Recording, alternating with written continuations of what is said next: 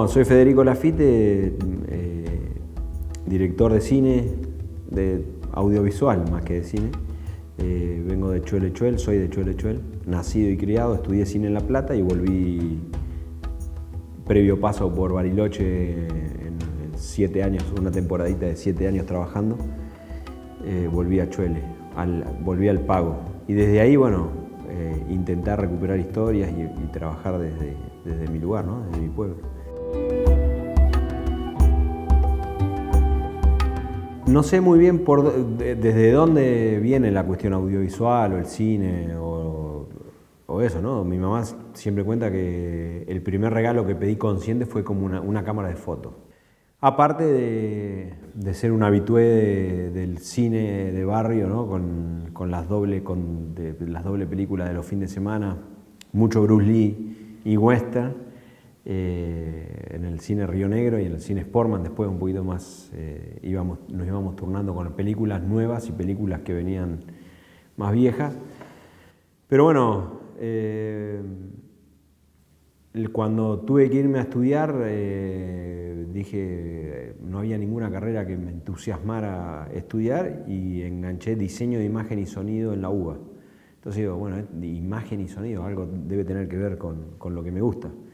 Así que me anoté en la UBA, fui a la UBA, estuve un semestre en la UBA, no me gustó el ambiente, no me gustó Buenos Aires, no me gustó. Estuve trabajando un tiempito y en los viajes a La Plata a ver a mis amigos, paso por la Plaza San Martín, en la plaza estaban grabando un corto. Me quedo ahí, espero que terminen, pregunto.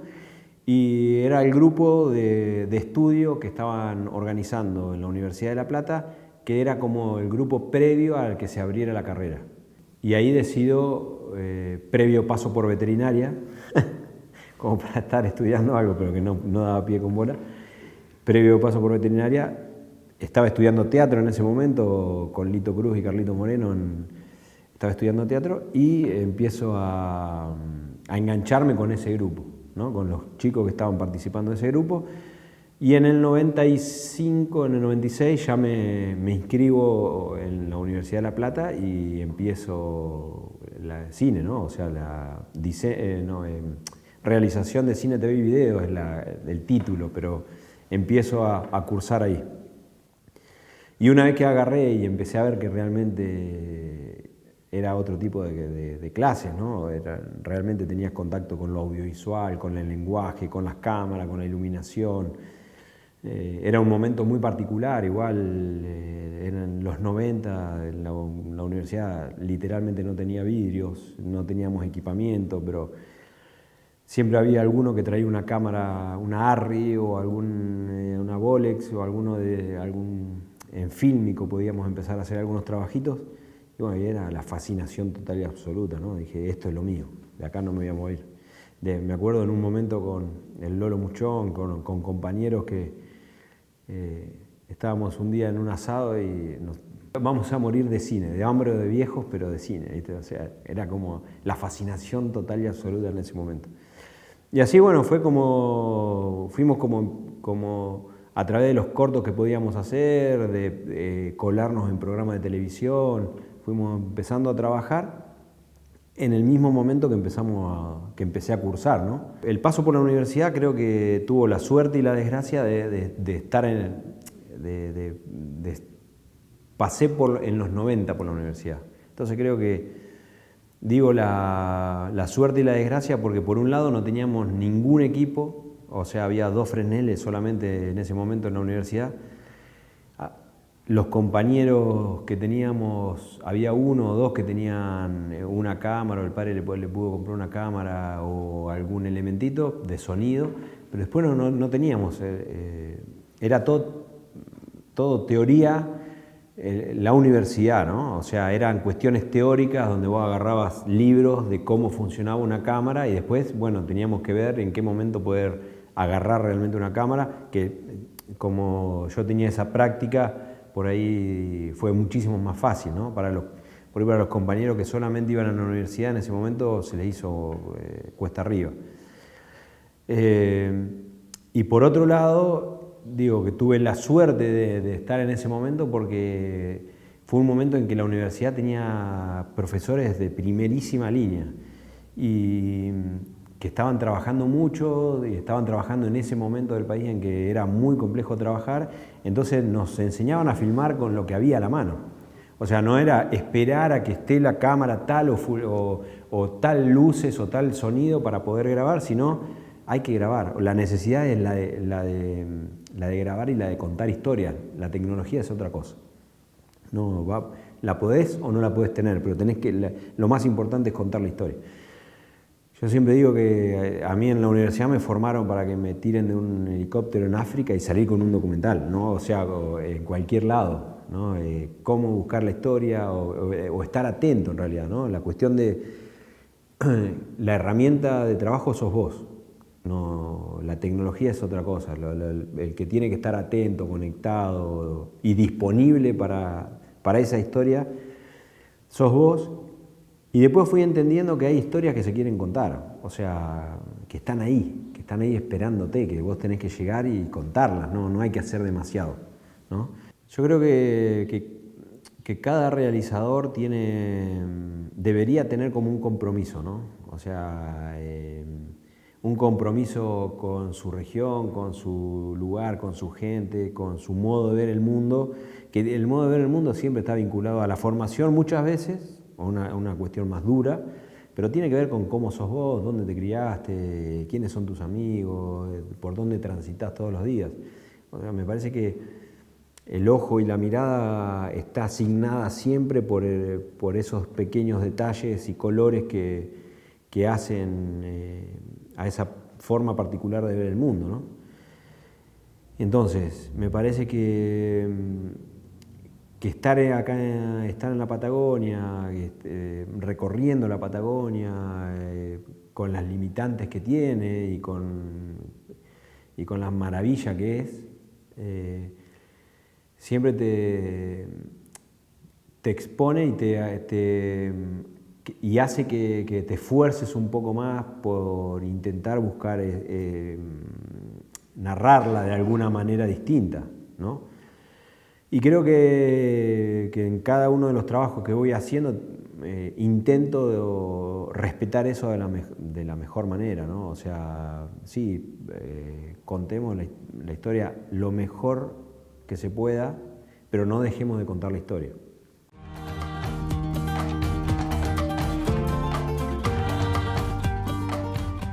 Me parece que todas esas cuestiones que por ahí en algún momento te vas cuestionando, la forma por ahí de expresarla mejor es a través de un programa de televisión, o de un documental, o de un largo. Y yo creo que esa cuestión fue muy importante a la hora, por ejemplo, de hacer Emprender en Patagonia, que durante 6 años hicimos 200 programas que salieron por Canal 10, que recorrimos toda la provincia de Río Negro,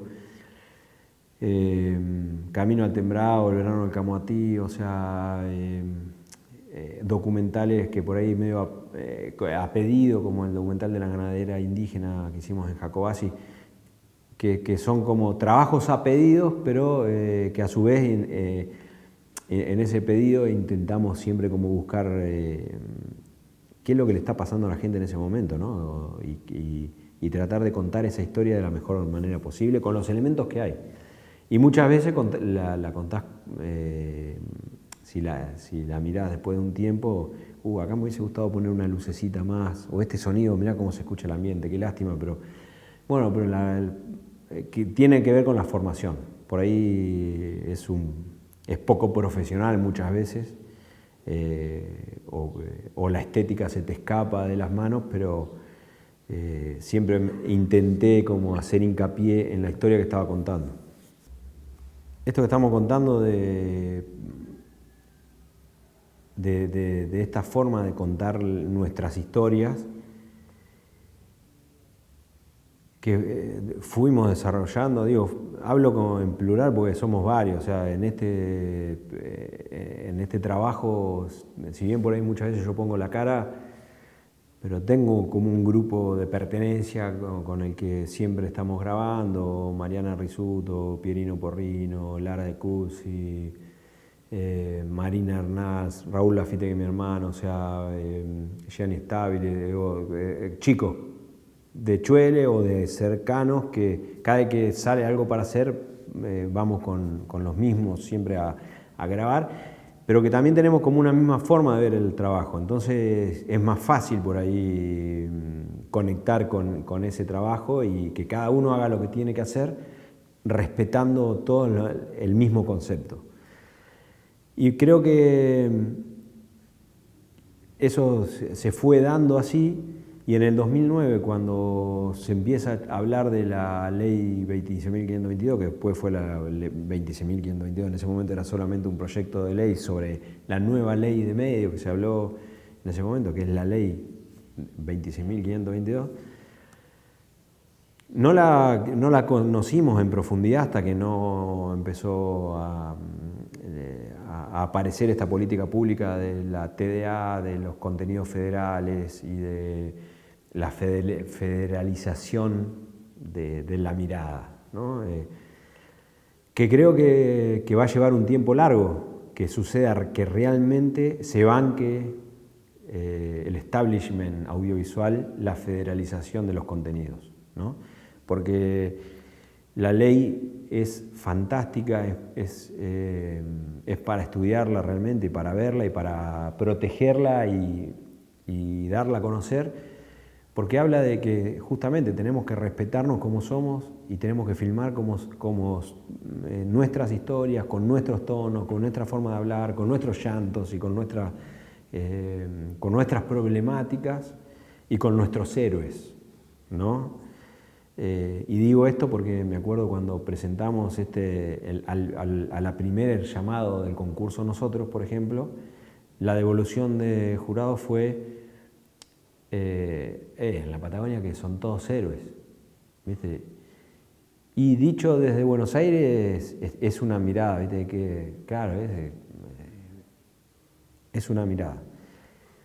Dicho desde un lugar donde caen 1 metro de nieve, donde todos los días en invierno hacen 14, 15, 20 bajo cero, donde se le mueren todos los animales, donde todos los días tenés que prender la estufa económica porque no tenés gas y a la noche hace bajo cero en la casa, donde tus hijos no tienen dónde ir a estudiar o pueden ir a estudiar, pero se tienen que ir después de la primaria a estudiar a otro pueblo para hacer el secundario si quieren seguir estudiando. Hay un montón de condicionantes de la vida que hace en la vida en la Patagonia que te hace en cierta forma un héroe. O sea, vivir en ciertos lugares de la Patagonia y sos un héroe todos los días. Entonces, cuando nosotros nos ponemos a contar todas esas historias, vista desde el centralismo, desde Buenos Aires, ¿no? De esa mirada donde las temáticas tienen que ser estas o cuáles, qué sé yo,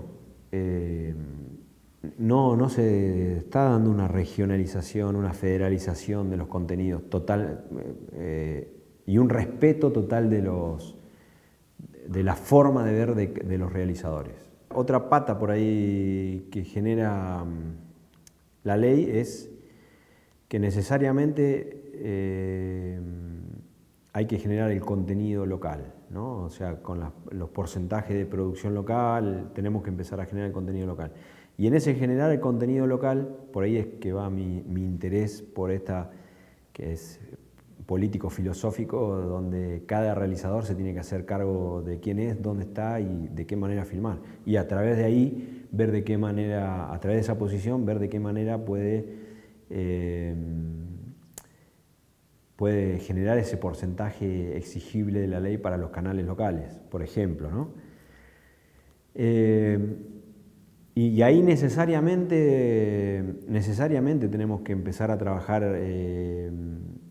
todos los realizadores y todos los que están de alguna manera u otra vinculada al área audiovisual, tenemos que trabajar más conectados y en conjunto.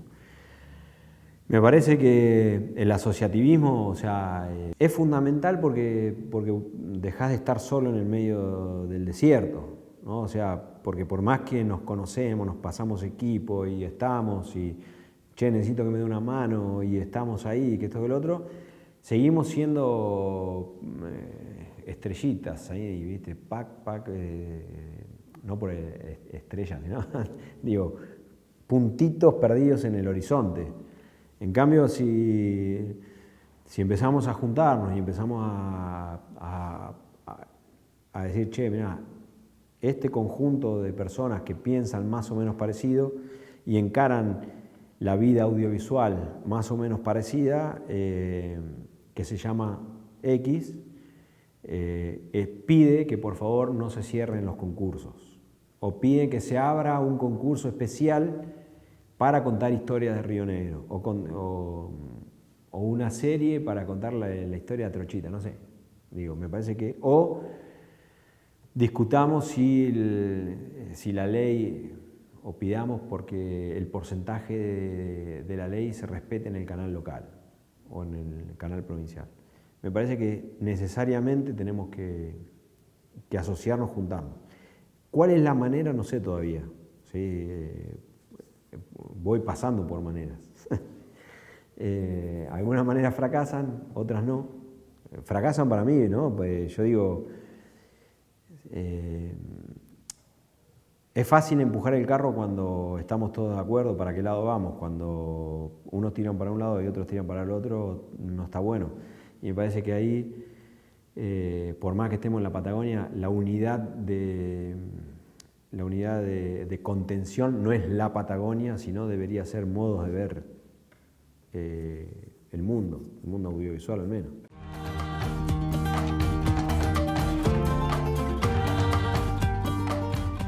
Y en Bariloche llegó un momento que fue el momento de 2003 de evaluación, 2005-2006, donde la evaluación hizo que publicidades de todo el mundo vinieran a filmar a Bariloche. Entonces era conseguir trabajo de o producción o scouting, buscar lugares.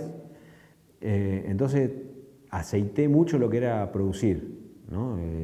Trabajé mucho con Carlitos Piacentini en Bariloche, que es un productor increíble y me enseñó mucho de lo que era producir en Patagonia con la gente, cómo acercarte a la gente, cómo respetar esos tiempos, pero por otro lado con un ritmo de la producción tradicional. Y eso me llevó a tener que viajar mucho y a ir empezando como che, esta historia no la va a contar nadie. Entonces, bueno, si no la cuento yo, no la va a contar otro, no va a venir hasta acá a contarla otro. ¿Y cómo hago?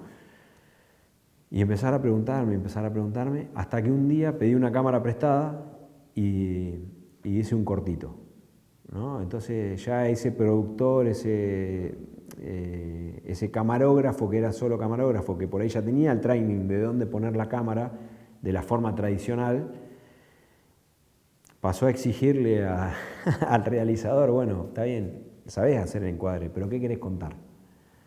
Entonces, bueno, el encuadre ya lo tenía, ahora,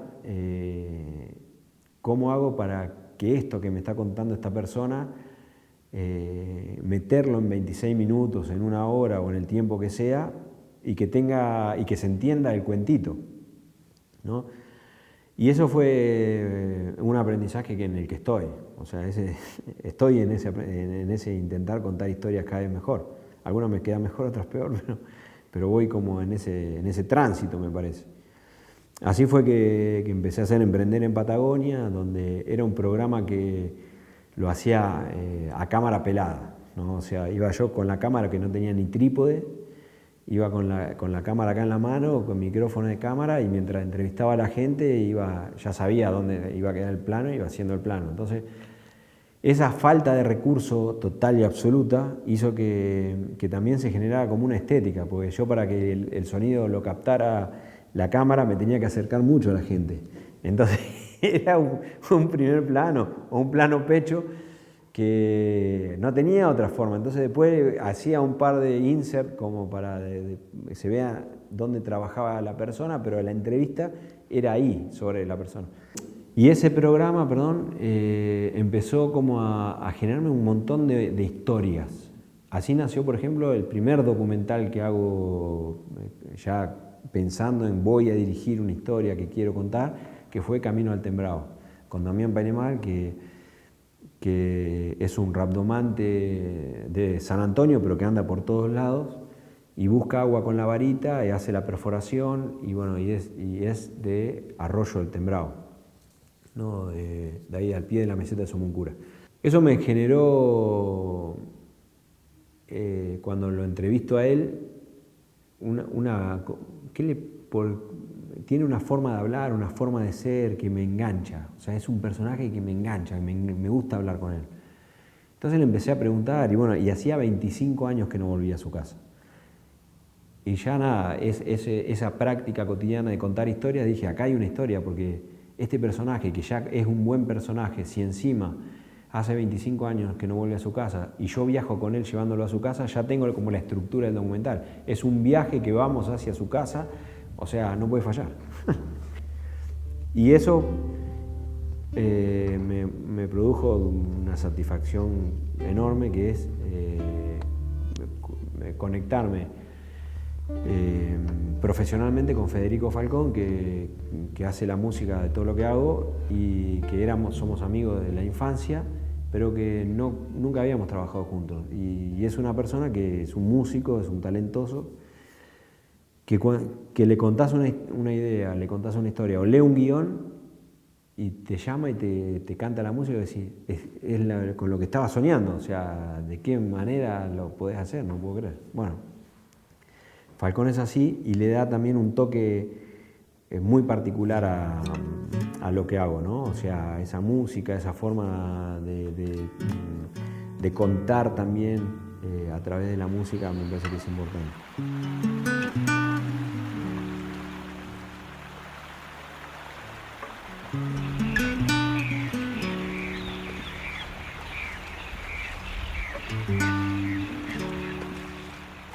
Y Camino al Tembrao produjo como un reconocimiento automático en el pueblo, ahí en Chuele, donde yo vivo, porque lo pasamos en el cine. Llenamos 2 veces el cine de Chuele, el cine Sportman de Chuele con Camino al Tembrao, y iban saliendo y decían, qué bueno, ¿y qué más vas a hacer? No, bueno, ahora vamos a hacer un largo de un chico que lo teníamos en la idea, pero no estaba todavía construido. Y como esa presión por che, bueno, hagan otra cosa, nos llevó a hacer El Verano del Camoatí, ¿no? El Verano del Camoatí lo que me enseñó es que cuando vos contás una historia y das con el común denominador de la gente del lugar, ¿no? Aparecen los recursos para contar cualquier historia en todos los pueblos. Digo, recursos en todo sentido, técnico, económico, actores, o sea, todo en cada uno de los pueblos hay para contar una historia. Hicimos El Verano del Camoatí en el 2012, que estuvo en el Festival de Mar del Plata. El Festival de Mar del Plata después hizo que nos invitaran a Espacios Inca, y en Espacios Inca recorrimos todo el país con El Verano del Camoatí. Más que como una misión económica de recuperar plata para la película, fue prácticamente como mostrar el Valle Medio a todo el país, ¿no? Y bueno, y realmente cuando estás contando una historia que tiene mucho que ver con vos y con tu gente y con meter las tripas y la cabeza y el alma en eso durante un año más o menos desde que empezamos a filmar hasta que lo terminamos, llegó a un momento que terminé, siempre digo, psíquica, emocional y económicamente arruinado. Pero que a su vez me hizo como repensar un montón de cuestiones, ¿no? Bueno, está bien, llegué hasta acá y a partir de ahora sigo con esto, no sigo, si sigo, de qué manera, quiero seguir contando lo mismo, reafirmar un montón de cosas y otras descartarlas, ¿no? Quiero seguir contando historias de trabajo, de gente, historias pequeñitas que pasen en nuestra provincia, que tengan que ver con nuestras raíces. Y bueno, y este año ganamos el concurso nosotros del Inca y Ministerio de Planificación para la TDA. Estuvimos grabando en Río Chico una historia vinculada al SEM rural y a cómo los chicos a través de la NET pueden ir estudiando en cada uno de los parajes. Y empezamos a trabajar en un proyecto que se llama, ya hace prácticamente un año, que se llama Peregrina del Viento, con Luisa Calcumil, Gabriel Otogali y un grupo de gente también, que hay alguna gente de Alto Valle, de Valle Medio, y buscando de qué manera podemos llevar esa película largometraje de ficción adelante, que creo que la empezaremos a filmar el año que viene en algún momento.